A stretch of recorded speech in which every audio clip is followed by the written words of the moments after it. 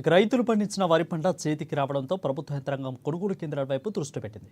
గతంలో ఏర్పడిన సమస్యల పునరావృతం కాకుండా అన్ని జాగ్రత్తలు తీసుకుంటున్నామని, జిల్లా వ్యాప్తంగా ఐకేపీ మొక్కల ద్వారా వరి కొనుగోలు కేంద్రాలను ఏర్పాటు చేశామని నిజామాబాద్ జిల్లా జాయింట్ కలెక్టర్ కిరణ్ కుమార్ తెలిపారు. ముఖ్యంగా గోనె సంచులు, లారీల కొరత లేకుండా తగు జాగ్రత్తలు తీసుకుంటున్నామని, తిరుగు విషయంలో కూడా ఎలాంటి ఇబ్బందులు కలగకుండా చూస్తున్నామంటున్న జేసీ కిరణ్ కుమార్తో మా ప్రతినిధి నవీన్ ఫేస్ టు ఫేస్.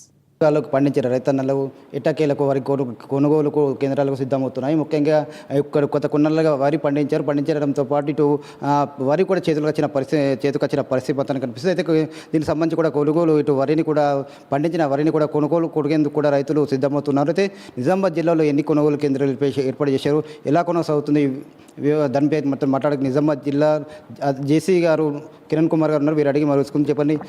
రైతులకు కొంతకాలం పాటు రైతులు పంట పండించారు, అమ్ముకోవడానికి సిద్ధమవుతున్నారు. జిల్లా వ్యాప్తంగా ఎన్ని కొనుగోలు కేంద్రాలు పెట్టారు, ఎలాంటి ఏర్పాట్లు జరుగుతున్నాయి? మనకి ఈసారి మన జిల్లాలో నార్మల్ ఏరియా కంటే సుమారుగా 20,000 హెక్టార్లలో ఎక్కువ క్రాప్ వేయడం జరిగింది. తర్వాత క్రాపు ఈల్డ్ కూడా ఈసారి బాగానే ఎక్స్పెక్ట్ చేస్తున్నాము. సుమారుగా మనకి 12 లక్షల వరకు ఈల్డ్ ఎక్స్పెక్ట్ చేస్తున్నాము.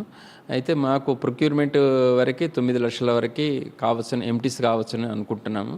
అదేవిధంగా మనకి 6,80,000 వరకు ఎంటీస్ వరకు సన్న ప్యాడీ వస్తుందని చెప్పి, మిగతాది లావు రకం రావచ్చు అని చెప్పేసి అనుకుంటున్నాము. వీటన్నిటికి కూడా సుమారుగా మనకి 628 సెంటర్లు మొత్తం ప్యాక్స్ అయితేనేమి, ఐకేపీ అయితేమి అన్ని రకాల సెంటర్స్ కలిపి మొత్తం 628 ఏజెన్సీలకి తోటి మనం ఓపెన్ చేయటం జరుగుతుంది. వాటి ద్వారా మేము ప్రొక్యూర్మెంట్ స్టార్ట్ చేస్తాము. గవర్నమెంట్ కూడా ఈ నెల 20వ తారీఖు నుంచి స్టార్ట్ చేయమని చెప్పేసి, ఎప్పుడైనా స్టార్ట్ చేసుకోవచ్చు అని చెప్పి మనకి పర్మిషన్ ఇచ్చింది.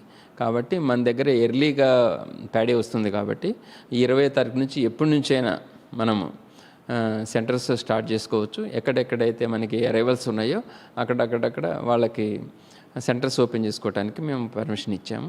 ఆ ఏజెన్సీలు వాళ్ళు ఓపెన్ చేసుకోవచ్చు. అంటే గతంలో కూడా అనేక కొనుగోలు కేంద్రాలు చాలా ఇబ్బంది ఉన్నాయి, గోనె సంచులు కొరత, అనేక సమస్యలు కూడా ఉన్నాయని కూడా అప్పుడు వార్తలు వచ్చాయి. ఇప్పుడు ఆ విషయం, అలాంటి విషయంలో రాకుండా ఎలాంటి చర్యలు తీసుకుంటారు ముందస్తుగా? జనరల్గా మన దగ్గర అయితే ఇప్పటి వరకు కూడా ఎప్పుడు కూడా ఇబ్బందులు కాలేదు. మనకి ఫస్ట్ ఇనిషియల్లో ఏమైనా షార్ట్ కమిస్ వచ్చినా కూడా వాటిని మనము అధిగమించి మనం మంచిగానే చేసుకుంటున్నాము. పోయినసారి ఏంటంటే మనకి గన్నీ బ్యాగ్స్ కూడా వాటిని యాప్లో మనం అప్లోడ్ చేయటము, తర్వాత కొన్ని సాఫ్ట్వేర్ పరంగా కొన్ని ఇబ్బందులు వచ్చినాయి. అయితే వాటిని కూడా మనం నిదానంగా సార్ట్అవుట్ చేసుకుంటూ వచ్చాము. అవన్నీ కూడా ఈసారి మనకి పోయినసారి అలవాటైంది కాబట్టి ఇప్పుడు ట్యాబ్స్ కొత్తవి ఉంటే కొత్త సెంటర్స్ని వాళ్ళు రిజిస్టర్ చేయటము, అటు తర్వాత గన్నీ బ్యాగ్స్ని వాళ్ళు పోస్ట్ చేయటము, అటువంటి వాటి ప్రాబ్లమ్స్ అన్నీ కూడా ఈసారి మనం వాళ్ళందరికీ అనుభవం వచ్చింది. వాళ్ళు కూడా అంతా రెడీగా ఉన్నారు. కాబట్టి ఈసారి అటువంటి ప్రాబ్లమ్స్ ఏమీ రాకుండా చూసుకుంటాము, రావని అనుకుంటున్నాం. గతంలో కూడా ఇటు తరుగు విషయంలో అనేక తరుగు తీస్తున్నారని కూడా వార్తలు చాలామంది కూడా రైతులు ఆందోళన వ్యక్తం చేశారు. దాంతోపాటు ఇటు వరి కూడా అనేక లిస్టులు కూడా కొన్ని రోజుల పాటు వర్షం కూడా నానే పరిస్థితి ఉంది. అలాంటి ఇప్పుడు అధిగమించడానికి ఎలాంటి చర్య తీసుకుంటున్నాం? మనకి రైతులు ఏమీ ఆందోళన చెందాల్సిన అవసరం లేదు. వాళ్ళ కనుక మేము అడిగేది, అందుకనే రైతులని కోరేది ఏంటంటే, వాళ్ళు FAQ ప్యాడీ ఇస్తే మనం ఏ విధమైనటువంటి తరుగు తీసే అవకాశం వాళ్ళకి రైతులకు ఉండదు. వాళ్ళు ఏం చేస్తున్నారంటే, సరైనటువంటి ప్యాడీని తీసుకురానప్పుడే వాళ్ళకి మిల్లర్లకు అవకాశం వస్తుంది. కాబట్టి మనం మిల్లర్లకు ఆ అవకాశం ఇచ్చేది లేదు. వాళ్ళు మిల్లర్లు ఏ విధంగా ఇబ్బంది పెడితేనే కనుక వాళ్ళ మీద మనం ఎమ్మటే చర్య తీసుకున్నాం.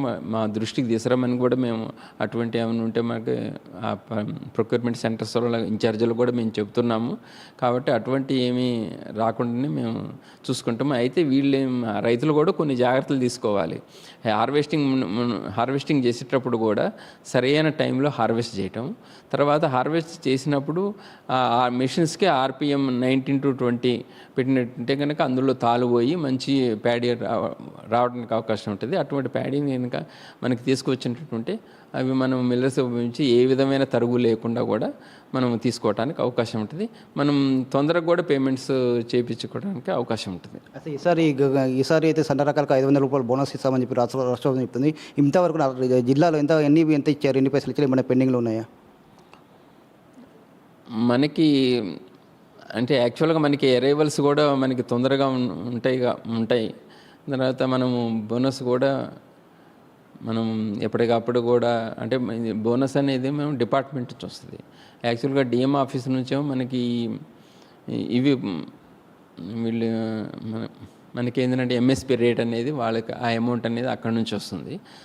తర్వాత డిఎస్ఓ ఆఫీస్కి ట్రాన్స్ఫర్ అయితే అక్కడ నుంచి మనకి బోనస్ వస్తాయి అందులో. తర్వాత అవి ఎమ్మటో కూడా తొందరగా ఇవ్వడానికి కూడా మనం ప్రయత్నం చేస్తాము. లాస్ట్ ఇయర్ కూడా మన దగ్గర ఎక్కువ పెండింగ్ ఏమి లేదు.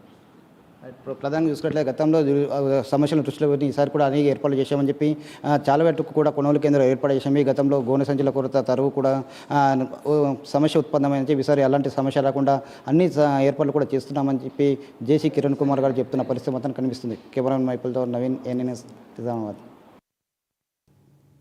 కాంగ్రెస్ ప్రభుత్వం ప్రవేశపెట్టిన బడ్జెట్